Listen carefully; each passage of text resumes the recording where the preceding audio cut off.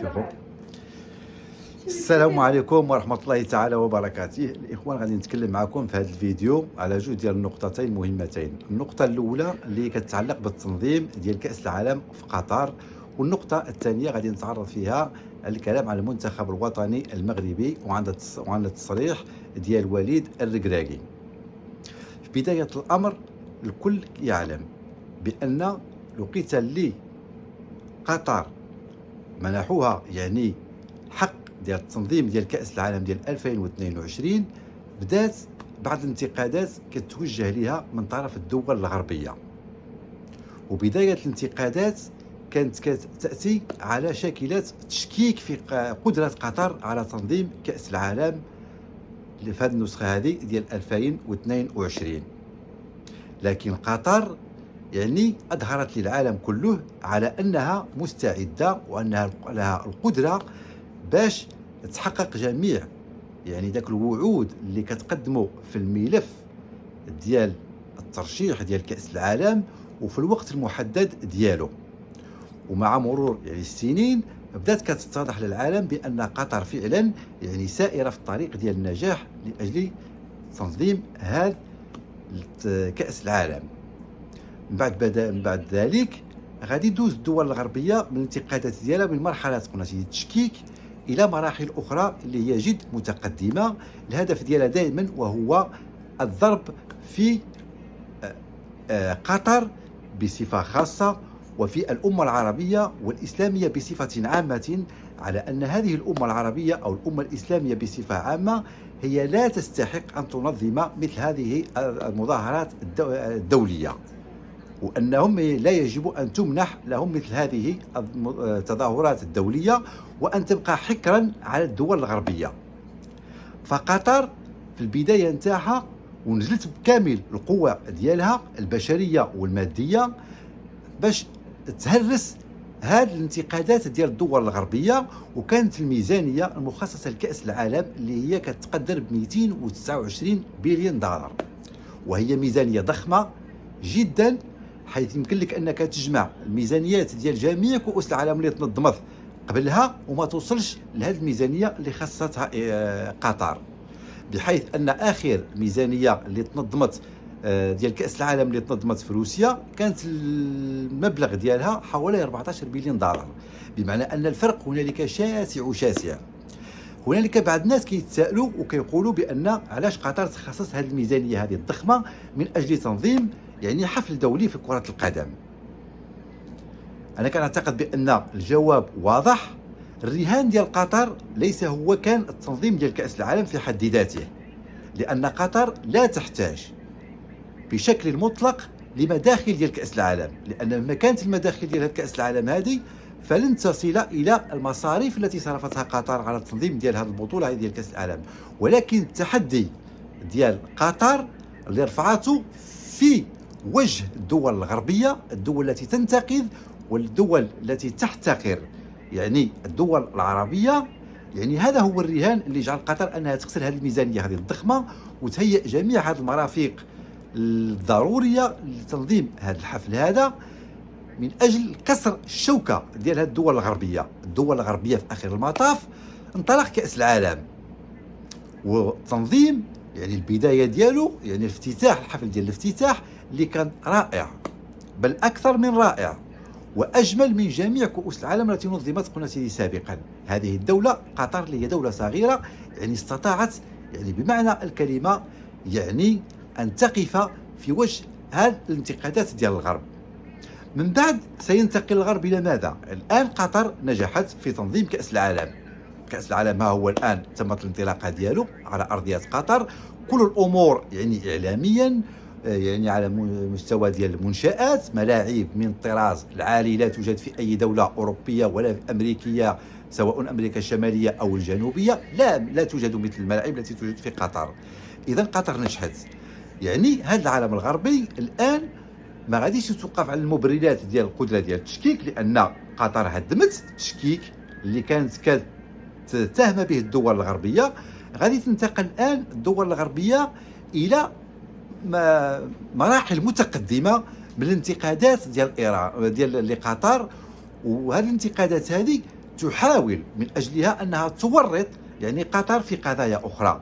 وبدات هذه الدول الغربية هذه اللي كتصدر بعض المظاهر الاجتماعية الشاذة في المجتمعات ديالهم، مثل المثليين. هاد المثليين هادو اللي جاو وحجوا لقطر، هاد المثليين هادو اللي ما كانوش من قبل. لو كنت تمشي انك تشاهد كاس العالم اللي داز في البرازيل ولا اللي داز في روسيا ولا اللي داز في جميع الدول الغربيه الاخرى، ما كانتش هاد الظاهره هذه موجوده عندهم في الملاعب ديالهم، ولكن غادي تظهر لنا في الملاعب ديال قطر، لانهم بغاو يصدروا هاد الظاهره هذه لقطر.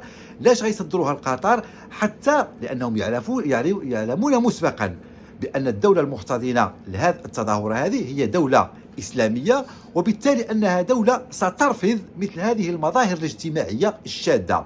وبالتالي حاولوا يصدروا لها هذه المظاهر هذه لهذه المجتمعات الإسلامية، باش أن يعني رد الفعل ديال قطر غادي يكون يعني كما كان. يعني أن أحيي قطر، يعني دولة قطر، على ردة الفعل ديالها، ولأن من هذا الشواذ هذوم من الولوج ديال الملاعب ديال كرة القدم باش يستمتعوا بمباريات ديال كرة القدم. هنايا الإعلام الغربي غادي يبان وغادي يبغي يورط قطر في قضايا ديال أخرى ديال حرية التعبير، بمعنى أنه بغى يصدر عبر هذا المنع ديال هاد الشواذ هادو من ولوج ديال الملاعب، غيصدر الفكره للغرب على ان قطر لا تمتلك حريه التعبير بصفه عامه، وبان المنقول قطر يعني قطر هي كجزء، ولكن المنظومه الاسلاميه ككل يعني كتمشي على نفس الطريقه ديال قطر، وبالتالي ان كل الدول الاسلاميه تغيب عنها يعني هذا الحريه ديال التعبير. هذا هو الهدف ديال الغرب يعني دائما كتكون عنده يعني ضغائن يعني كتكون، ولكن كينتظر الفرصه فاش يخرجها. الان قطر انها استطاعت انها تنجح في التصدي لهذه المحاولات البائسه من هذه الدول الغربيه. انذاك غادي يطلع لنا اتهامات وحدين اخرين اللي غادي يخلقوهم وغادي يختلقوهم. هذه الاتهامات بحال مثلا بان عاوتاني كذلك حريه حقوق الانسان، يعني الخلق ديال حقوق الانسان في دوله قطر.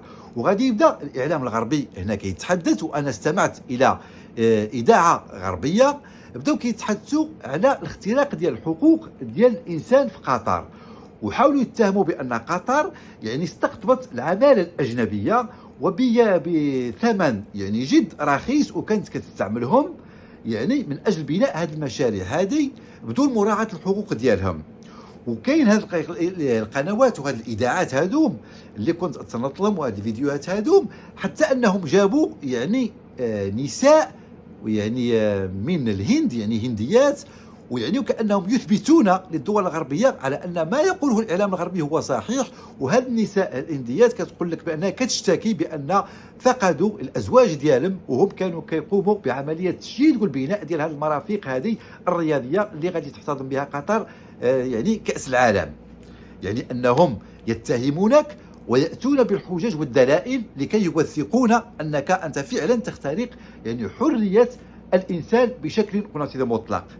لكن الغريب في الامر الا مشينا لجميع المرافق اللي كتشيد سواء في اوروبا او في امريكا او في اي دوله من دول العالم، ملي كتحاول تشيد يعني مثل هذه المرافق هذه، راه ممكن ان يقع فيها الضحايا، ولكن ذاك الضحايا الا بغينا نأولوا ونسيسوهم غادي نسيسوهم، ولكن واما غادي نعتبرهم يعني حاله عاديه. اذا قطر كل هذه المحاولات هذه وكل هذا الطريق هذا الصعب اللي سلكته قطر من اجل التنظيم ديال هذا كاس العالم يعني نجحت فيه بشكل يعني جدي.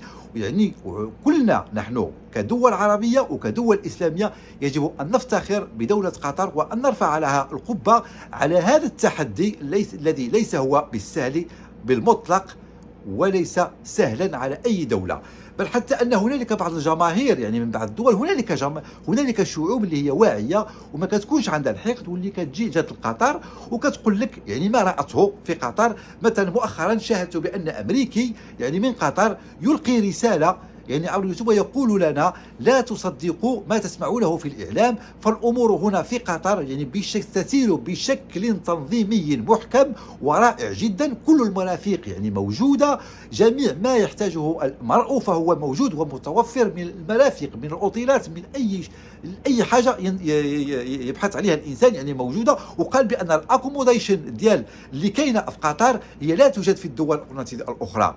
اذا رغم هذه الانتقادات هذه اللي كتوجه لايران لقطر من الدول الغربيه، يعني يجب هنا على الدول العربيه والدول الاسلاميه ان تلتحم اكثر واكثر، وان تشجع يعني قطر، وان تصبو صبو قطر من اجل اتمام هذا الكاس هذا والانجاح ديالها. فقطر هي، انا متاكد قطر لا تهمها الاموال التي ستجنيها من كاس العالم، لان قلت لكم الميزانيه التي صرفتها فهي ميزانيه خياليه لم تصرفها اي دوله على كاس عالم سابق. يعني هذا كان من الناحيه ديال الكلام عن قطر. النقطة الثانية اللي غادي نجي وغادي نتكلم عليها وهي كتخص المنتخب الوطني المغربي والتصريح ديال وليد الركراكي. فالتصريح ديال وليد الركراكي فأنا سأكون معه إلى حد ما، يعني غادي نمشي في الطرح ديالو في مجموعة ديال النقاط، وأنا ذاك النقاط تهمني وأنا أؤمن بها، وهي الإيجابية. طبعا من طبيعة الإنسان أنه إذا بغى ينجح في الحياة ديالو وهو أنه أن يكون إيجابيا، وأن يكون إيجابي في جميع النواحي وجميع المجالات. ومن بين الإيجابيات اللي يمكننا نطبقوها على كرة القدم، وهو أن المنتخب مني غيدخل يلعب مثلا مباراة من المباريات ديال كرة القدم، أنه غادي تكون عنده الإيجابية، وأنه غادي يدخل من أجل الفوز بالمقابلة وليس الاكتفاء بالنقطة أو الخساره، ونخليو الامور ديالنا هكذا تمشي. يعني ان اذا كنا نكونوا ايجابيين في جميع النواحي، يعني وان حتى المنتخب الوطني المغربي انه ملي كيدخل يلعب شي مقابله انه خاصو يدخل المقابله على انه يربح المقابله، ما يلعبش على التعادل. ما كاينش تكتيك وما كاينش شي حاجه، يعني التكتيك اللي غادي نجو هو التكتيك اللي كيتماشى مع ربح ديال المقابله والفوز بثلاثه ديال النقاط. وهنا غادي نعطيكم بان كاين الايجابيه اللي يمكننا فقط نطقوا بها يعني شفهيا، وكاين الايجابيه اللي يمكننا نطبقوها على ارض الواقع. وهنا غادي نعطيكم يعني واحد النقطه اللي هي مهمه، انطلاقا من المقابله اللي وقعت ما بين كرواتيا وما بين المغرب، والمقابله اللي كانت يعني صعبه جدا. كان يعني فيها المنتخب يعني الكرواتي كيلعب واحد التكتيك يعني مكثف، وصعيب انك تخترقه، وصعيب انك تسجل الاهداف، وخاصه بان اذا ما كانش عندك هداف يقتنص الفرص. فالطريقه اللي لعبت بها يعني كرواتيا باش تربح ذاك المقابله هذيك، يعني فرصه واحده غادي تجيك ما خصكش تضيعها وما خصكش تعطيها، خصك تسجلها. ما تنتظرش انه غادي يجيك 10 ديال الفرص ولا 15 ديال الفرصه باش تسجل فرصه واحده. وهنا المنتخب الوطني المغربي كيخص يكون عنده يعني هداف بمعنى الكلمه. يعني هنا هداف بمعنى الكلمه، لما اقول هداف بمعنى الكلمه، والهداف يعني عنده الخصوصيه ديالو هو انه يكون عنده السرعه. اول حاجه الهداف ديال اي منتخب خاصو يكون كيمتلك السرعه، وخاصو يكون كيمتلك ذاك الحس ديال رده الفعل، يعني السريعه، ويقرا ان التموقع ديال اللاعبين الاخرين وشكون فين غيمروا الكره وفوقاش غادي يمروا الكره. وهذا انا لاحظت يعني الخطا في المهاجم الصريح ديالنا اللي هو النصيري، لاحظت هذه الظاهره هذه في المقابله ديال كرواتيا. فكانت هنالك تمريره يعني تمريره لا يمكن لاحد يعني ان ينتقدها. كانت تمريره من طرف يعني اللاعب حكيم زياش، وحكيم زياش معروف بالتمريرات الدقيقه ديالو، ومرر الكره على بعد تقريبا 50 الى 60 ديال المتر من المهاجم النصيري. والمهاجم النصيري كان من وراءه لاعب اخر مغربي، وكاين لاعب واحد اخر يعني ديال الدفاع ديال كرواتيا. فحط له حكيم زياش الكره قدام النصيري، ما كتبعدش على النصيري ولو ب10 ديال الامتار، لكن النصيري ما تحركش ولو من المكان ديالو، وانت كتلعب امام كرواتيا. اذا اي مهاجم واحد اخر ذاك الكره غيطير بها، ان الكره غتنزل غيجمع معها الشبكه. كانت هذيك تكون الشبكه لو يكون يعني مهاجم عندنا فعلا مهاجم يعني صريح. اذا قلت لكم هذه الايجابيه هذه اللي الفرق اللي خصنا نطبقوها ماشي فقط يعني شفهيا، خاصها تكون كذلك على ارض الواقع.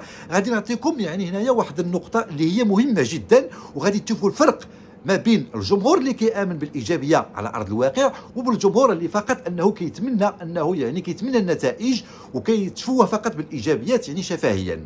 فاستمعت انا من بعد يعني المقابله ديال كرواتيا مع المغرب، كان هنالك مذيع يعني على قناه ديال الرياضيه كنت فرجته مباشره، يعني سول واحد من الجمهور المغربي على المقابله، وان ذاك المشجع المغربي انه عبر له على انه جد فرح وجد انه مسرور بان المنتخب الوطني المغربي حقق نقطه واحده.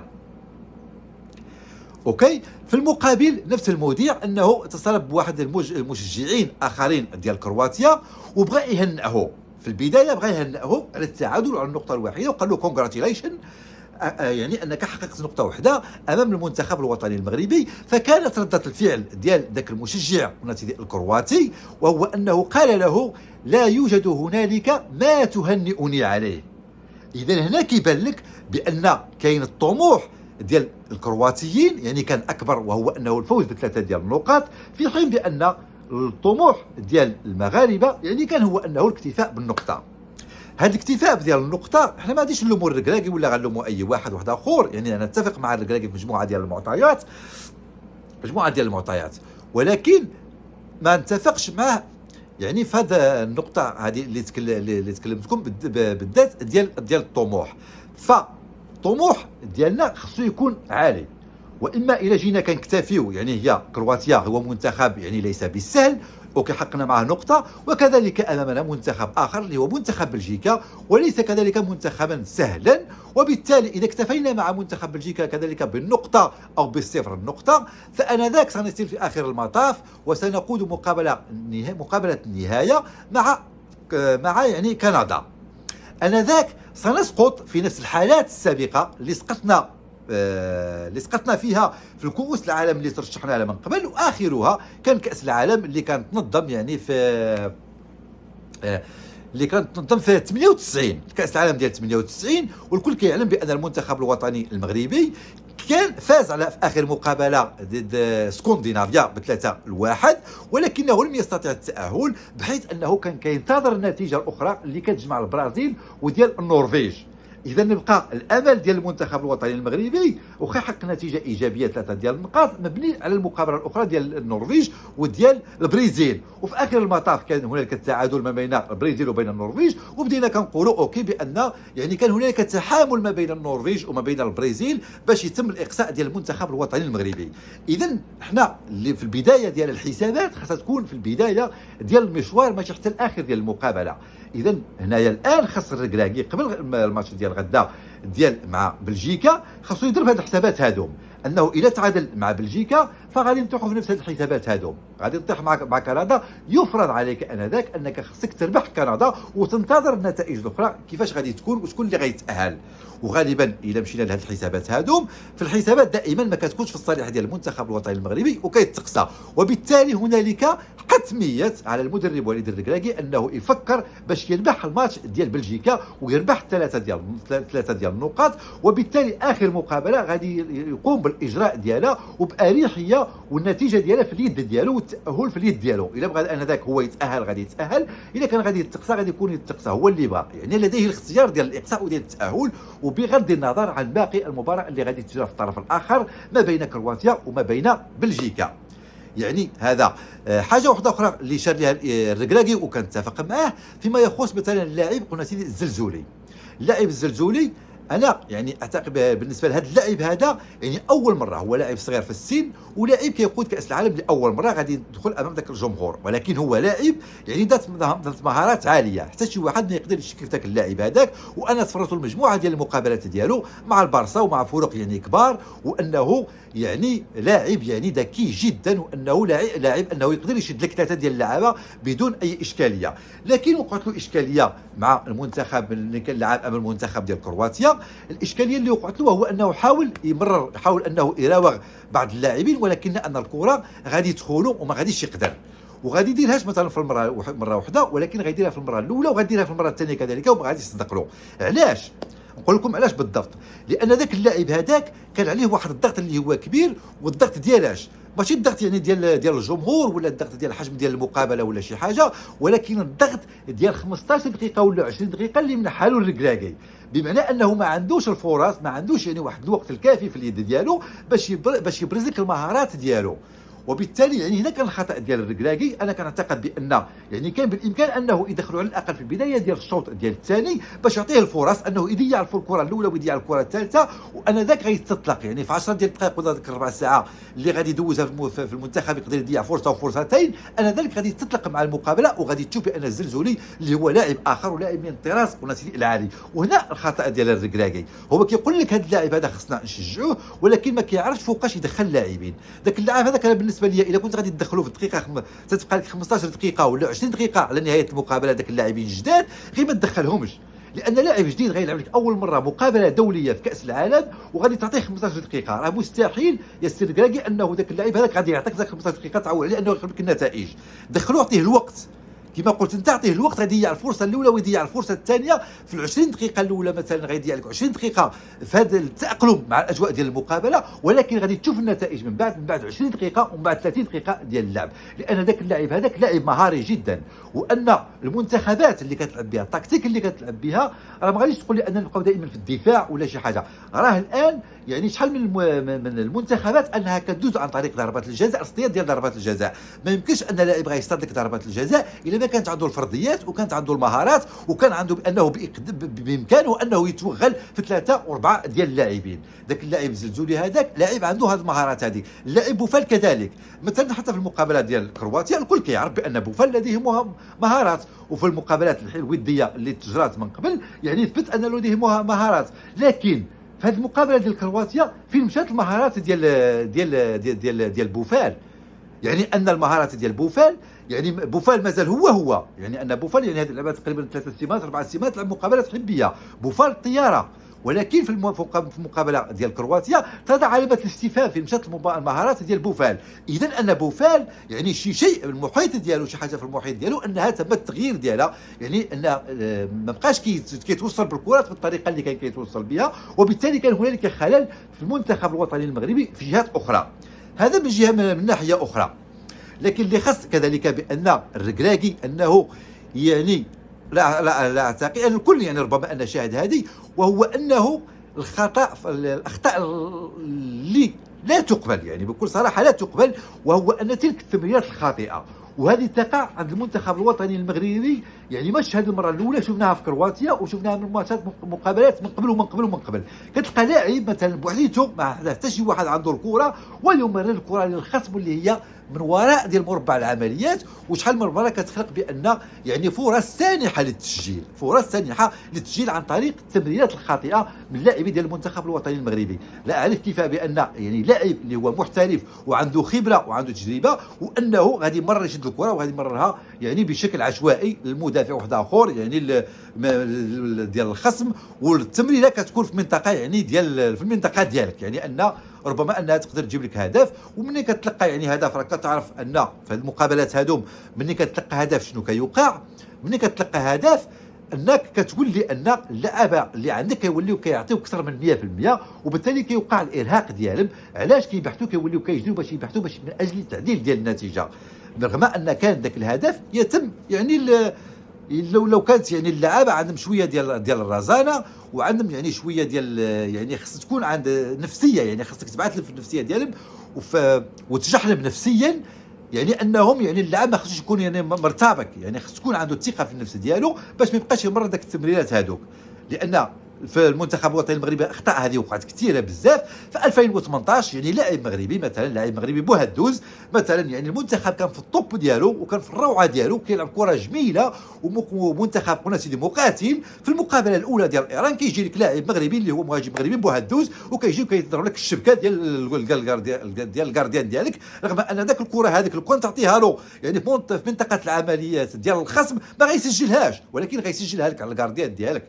يعني نفس اللقطه تقريبا يعني كنا يعني قاب قوسين او ادنى من حدوثها كذلك مع كرواتيا في التدخل ديال النصيري. تدخل ديال النصيري هو بطبيعه الحال هو ربما انه انقذ يعني الشباك من هدف، يعني يقدر كان يكون هدف، ولكن حتى الطريقه اللي نقذ بها يعني ذاك الشباك كانت ستسبب كذلك هدف، لان بونو ملي شاف الكره تفاجأ بالكره انها دازت فقط ما بعيداش على العارضه، وكانت تقدر تكون في العارضه تدخل للشبكه ويكون هدف كذلك. يعني اخطاء اللي كيرتكبها المنتخب الوطني المغربي هي اخطاء تكتيكيه بسيطه، يعني بدائيه، ما خصش يعني لاعب يعني محترف انه يرتكبها.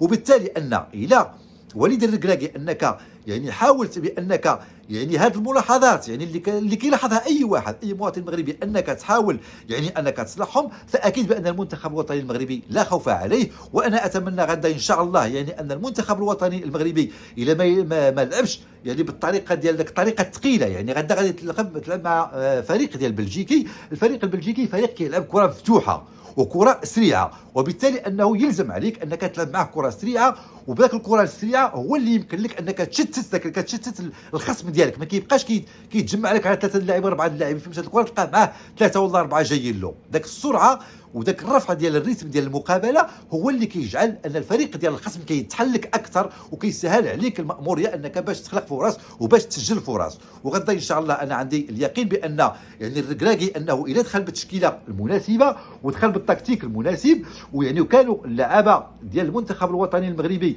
يعني واجدين نفسيا وواجدين بدنيا، فاكيد غادي يكون النصر من نصيب المنتخب الوطني المغربي. والنصر غدا يجب ان يكون باي طريقه. نعتبروا بان المقابله غدا ديال امام بلجيكا هي المقابله النهائيه وما كايناش مقابله واحده اخرى، لان الا بقيت اي نتيجه ما عدا نتيجه ديال 3 ديال النقاط امام بلجيكا فستضعك امام حلين اثنين، اما انك الاقصاء يعني مباشره الى ما استطعت انك تربح كندا، واما انك غادي تبقى كتنتظر ديال الحسابات كما تعودنا سابقا يعني على المقابله ديال كرواتيا وديال بلجيكا. وانا ذاك ربما يكونوا كرواتيا وبلجيكا انهم فقط كيحتاجوا معا لنقطه واحده باش انهم سميتو يدوزوا ويلعبوا لك على التعادل، وانت انا ذاك الساعه مع كندا قتل راسك ولا ضربوها تضرب كندا حتى ب 20-0 ولا ما غاديش تتاهل. اذا الماتش ديال غدا غادي تحيد منه يعني جميع يعني الحسابات. غدا الماتش ديالك هو الماتش ديال الفاينال بالنسبه لهذا الدور الاول الاقصائيات ديال كاس العالم. واحيي مجددا يعني دوله قطر على التنظيم الجميل والرائع ديال كاس العالم، واتمنى الفوز والتوفيق للمنتخب الوطني المغربي غدا ان شاء الله. والسلام عليكم ورحمه الله تعالى وبركاته.